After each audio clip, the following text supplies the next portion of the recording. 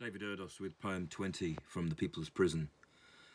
This Christmas, her birthday, then me. Every Christmas, my mum would make a sausage meat stuffing. It was the thing I most wanted, as until my 40s, it was something she'd do just for me. When she died, one of these, a small loaf, had been left in her freezer, a final fee to God as landlord and gourmet, made in my kitchen as part of her last and lost tenancy. At the end of this week, 8 years on, I will reimagine her present and effort, seeing her as she cooked full of cancer, mind removed from her horror, as she mixed and kneaded and overturned last sensations with her hands in the bland sausage meat.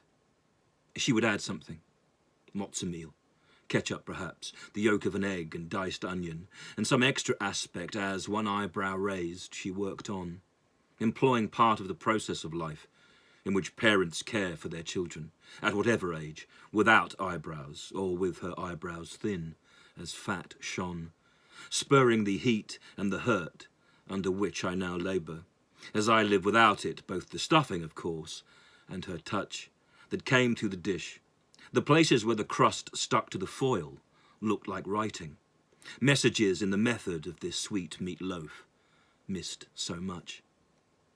She would be making it, as I write, if she'd lived, close to her oncoming birthday. She would have been 82, and still strident, placing love's adoration and language into a greased bowl of glass. I will never taste it again.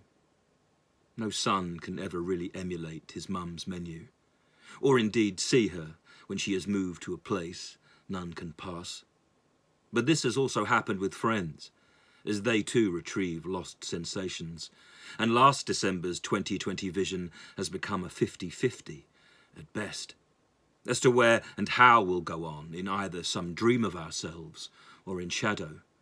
The ingredients we'll be using will put our memory of the glare of the past to the test.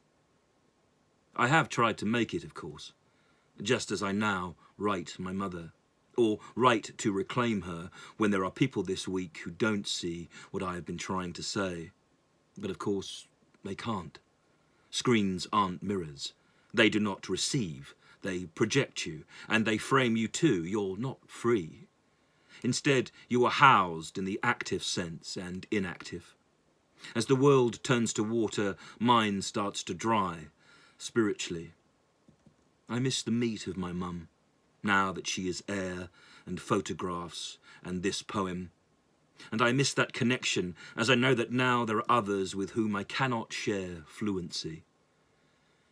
Is death a virus? Ask Christ, as apparently he recovered. But as we all strive now through sickness, will my Christmas gift be the sifting through the crumbs and contagion of a former child's memory? This year we're alone on any number of levels. I look up. My mum's watching. She turns the heat up. Fear holds fire.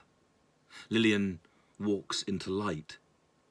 Then it's me. David Erdos, December the 20th, 2020.